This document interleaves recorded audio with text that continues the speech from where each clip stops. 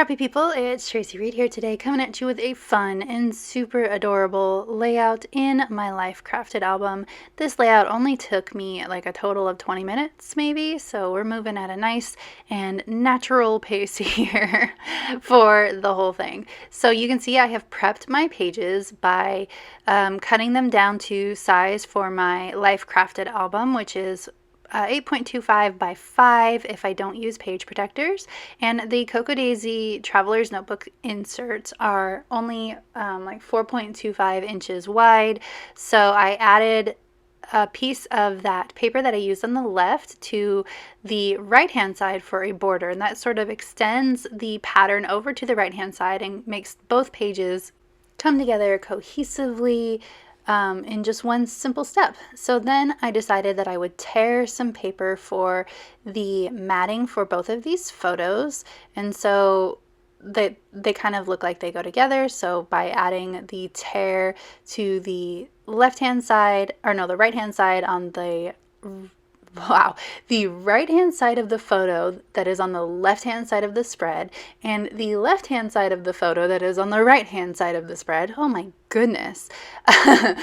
They complement each other and look like two halves of a whole, which is sort of the vibe I'm going for the entire spread. So sort of like my mirror images spread, I just kind of want them to match each other and work together. So I have this DIY Your Scraps card that I created in my last DIY Your Scraps video, and it was a journaling card, and it says "Be still my beating hearts" on the bottom of it. And so I am going to use that and layer it with this photo of baby Finn, and be grateful that that portion of the work for this spread is done for me. You can see that between the flower and the photo on the right hand side and the journaling card and the photo on the left hand side, I actually don't have a lot of room to work on this spread, which makes my decision making a little bit easier and this layout a little bit faster because of the lack of room, I guess. So what I'm going to do is I want to add a title to this page, or a title on either side of this page, and it's going to reflect the meme that's going around that says how it started, how it's going. And I was actually kind of inspired by that meme, and when I saw this photo, when Finn crawled up on top of me on his birthday, and I had posted that photo of him as a baby earlier in the day, I couldn't help but see the similarities, which inspired this whole spread, of course, which is really interesting to me because this is not a way that I normally scrapbook when I like scrapbooking older photos with newer photos. But there's two spreads in my album this year already that have a comparison. This one and the photos of Joe and I 10 years apart, or I think 11 years apart. So I wanted to add how it started on this side, but that blue paper was a bit too busy and it was making it hard to read the alphas. So I'm going to take this scrap piece of paper that I have left over from tearing apart the backgrounds for the photos, and I'm just going to put it along the edge, and it throws off the vibe that I was going for slightly, but not too much, because there is white on the outside edge of the other photo as well, so it kind of mirrors it. I wanted the whole page to be that blue script paper, but this works as a good compromise. So I've got both photos on the page now, and I'm going to start decorating with some word strips and stickers and chipboard bits that I pulled out before I started this layout. So that's one of my tips for scrapbooking quickly, is go through your stash, whatever kit you're working with or whatever products you're working with, and pull out things that you think might work. It doesn't mean you have to use them. I pulled out way more than I thought I was going to use, but if you pull out things in advance, it kind of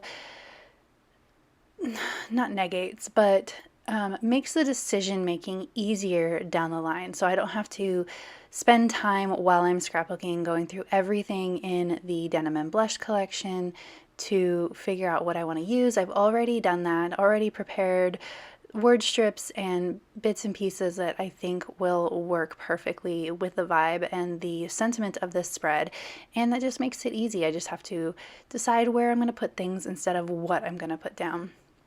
So I wanted to add a bunch of these word strips and chipboard, but I was having a little bit of a problem creating a good visual balance.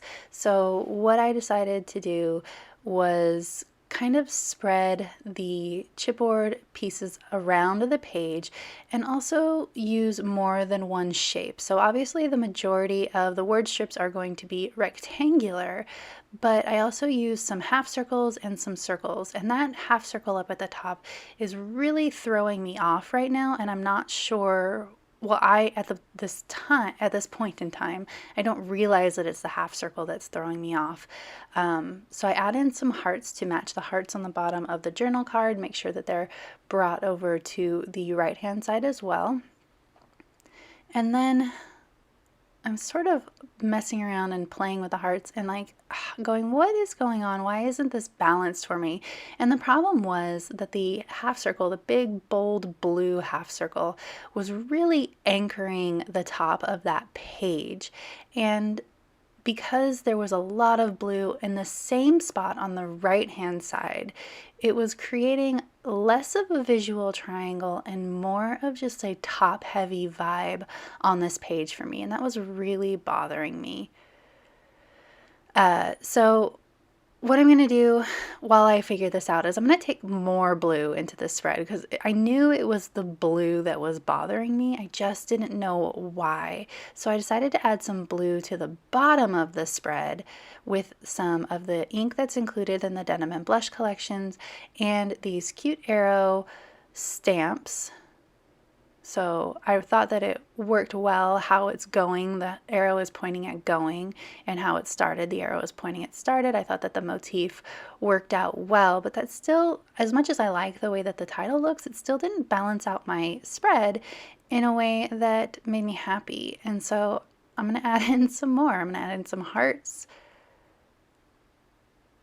And of course they have to match, so hearts on either side. And then when I go to work with this, I realize it's not even stuck down. And when I realize it's not stuck down, I go, well, I can still move it. And I move it to below the white word strip, and oh my God, I got a visual triangle. You saw my excitement in my hands when I figured that out. So I'm gonna put the half circle down there, and then this layout is done and I'm good to go. So if you enjoyed this video, I'd love it if you give it a thumbs up. If you're new here, go ahead and subscribe. I would love to have you. If you don't already, you can follow me over on Instagram. I'm at Tracy M. Reed, and I will see you next time. Thank you.